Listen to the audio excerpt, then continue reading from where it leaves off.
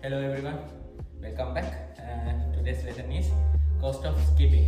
ඒ කියන්නේ අපිට කොච්චර ගාණක් යනවද කොච්චර මුදලක් වැය වෙනවද skip කරන්න. අපි ඔළුවේ හැම වෙලේම තියෙනවනේ අපි ලංකාවේ ඉන්නේ.